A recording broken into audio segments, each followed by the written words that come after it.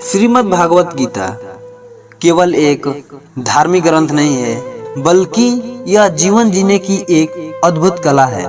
जब जीवन के संघर्षों के बीच हम स्वयं को अकेला और असहाय महसूस करते हैं, तब गीता के उपदेश हमारे लिए एक मार्गदर्शक प्रकाश पुंज की तरह कार्य करते हैं। गीता का सार हमें यह सिखाता है कि भगवान पर भरोसा रखना अंधविश्वास नहीं, बल्कि अटूट आत्मविश्वास और मानसिक शांति का आधार है।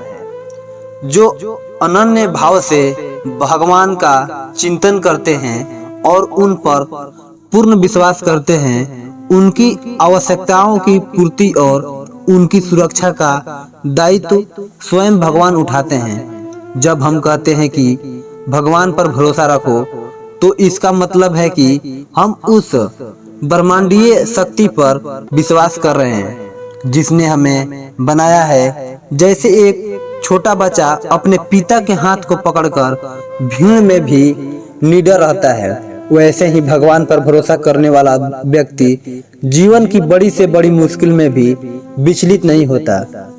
दूसरा, कर्म और समर्पण का संतुलन। अक्सर लोग भगवान पर भरोसा का गलत अर्थ निकाल देते हैं कि हमें कुछ करने की आवश्यकता नहीं है, लेकिन गीता इसके विपरीत सिखाती है।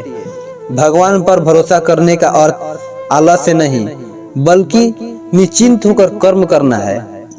श्री कृष्ण कहते हैं कि जब आप भगवान पर भरोसा करते हैं, तो आप परिणाम की चिंता से मुक्त हो जाते हैं। आप अपना सर्वश्रेष्ठ प्रदर्शन करते हैं और फल को उस परमात्मा के चरणों में छोड़ देते हैं। यह मानसिकता आपको तनाव और अवसाद से बचाती है। जब आप जानते हैं कि मैंने अपना काम ईमानदारी से किया है और अब भगवान संभाल लेंगे, तो आपके मन में एक असीम शांति का संचार होता है। जीवन हमेशा एक समान नहीं रहता। सुख और दुख, लाभ और हानि, ये जीवन के दो पहलू हैं।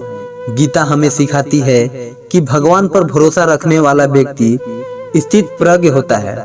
जब बुरा समय आता है तो हम अक्सर पूछते हैं, मेरे साथ ही ऐसा क्यों?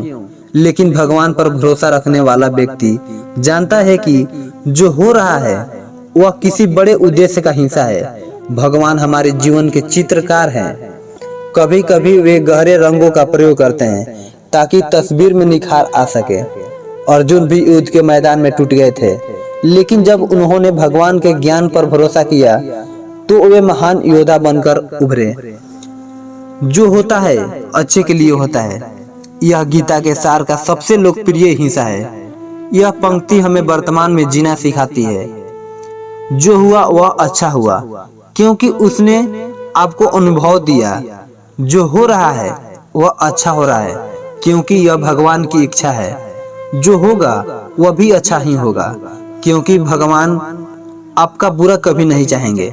जब आप भगवान पर अटूट विश्वास रखते हैं, तो आप अपनी पुरानी गलतियों पर पछतावा करना बंद कर देते हैं और भविष्य की चिंता छोड़ देते हैं। आप यह स्वीकार कर लेते हैं कि ईश्वर की योजना आपकी योजना से कहीं बेहतर है। भगवान पर भरोसा करने का एक बड़ा लाभ है कि आप अपने मन पर नियंत्रण होने रखते हैं। जब आप ईश्वर से जुड़ते हैं तो आपके भीतर के काम, क्रोध, लोभ और मोह कम होने लगते हैं। श्री कृष्ण कहते हैं कि मन ही मनुष्य का मित्र है और मन ही शत्रु।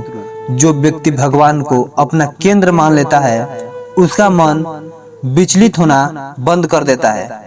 भगवान पर भरोसा रखने से हमें वह आंतरिक शक्ति मिलती है जिससे हम अपनी बुराइयों से लड़ पाते हैं। तो दोस्तों, आप लोग चैनल को सब्सक्राइब कर लीजिएगा और बेल आइकन को दबाना ना भूलिएगा। चलिए और आगे वीडियो में मिलते हैं। गीता का अंतिम संदेश शरण गति है। भगवान कहते हैं, सब कुछ मुझ पर छोड़ दो, मेरी शरण में आ जाओ, मैं तुम्हें सब कष्टों से मुक्त कर दूंगा। इसका मतलब यह है कि जीवन का बोझ अकेले ढोने की कोशिश मत करो। अपनी चिंताओं, अपनी परेशानियों और अपने अहंकार को भगवान को समर्पित कर दो। जैसे ही आप संपूर्ण करते हैं वैसे ही आप हल्के महसूस करने लगते हैं। भगवान पर भरोसा रखने का मतलब यह नहीं है कि आपकी परेशानियां रातों रात खत्म हो जाएंगे। इसका मतलब यह है कि उन परेशानियों से लड़ने के लिए भगवान आपको शक्ति और बुद्धि देंगे।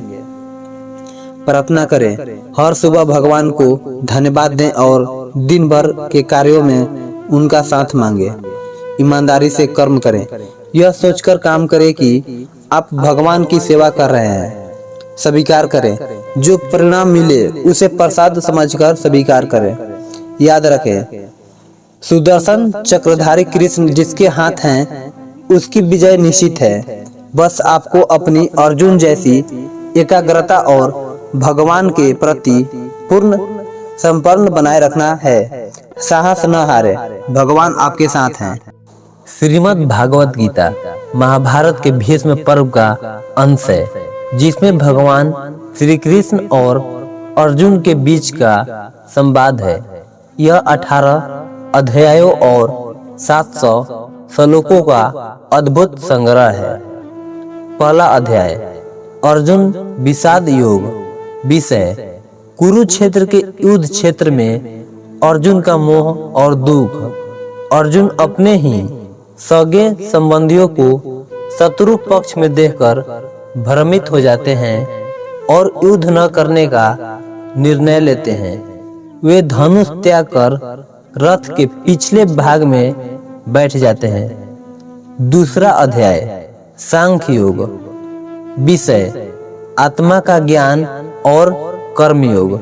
श्री कृष्ण अर्जुन को समझाते हैं कि आत्मा अमर है, उसे न शस्त्र काट सकते हैं न अग्नि जला सकती है।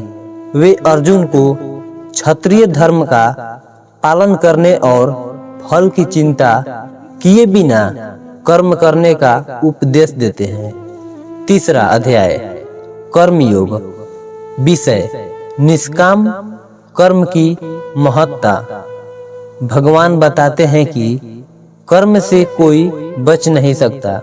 मनुष्य को स्वार्थ त्याग कर अपने कर्तव्यों का पालन करना चाहिए। समाज के कल्याण के लिए कर्म करना ही श्रेष्ठ है। चौथा अध्याय, ज्ञान कर्म संन्यास योग। विषय, ज्ञान और दिव्य कर्म। श्री कृष्ण बताते हैं कि वे धर्म की स्थापना के लिए हर युग में अवतार लेते हैं। वे कर्म, अकर्म और विकर्म के भेद को समझाते हैं और बताते हैं कि ज्ञान की अग्नि सभी पापों को जला देती है। अध्याय 5, कर्म संन्यास योग। विषय, संन्यास और कर्म योग में समानता। बाहरी त्याग से कहीं श्रेष्ठ मन का त्याग है। जो व्यक्ति फल की इच्छा छोड़ देता है वह संसार में रहते हुए भी कमल के पत्ते की तरह निर्लिप्त रहता है। 6वां अध्याय, आत्म संयम योग। विषय, मन का नियंत्रण और योग। इस अध्याय में मन को बस में करने और ध्यान लगाने की विधि बताई गई है। भगवान कहते हैं कि जिसका मन बस में नहीं है वह उसका सबसे बड़ा शत्रु है। 7वां अध्याय, ज्ञान विज्ञान योग। विषय, ईश्वर का स्वरूप। श्री कृष्ण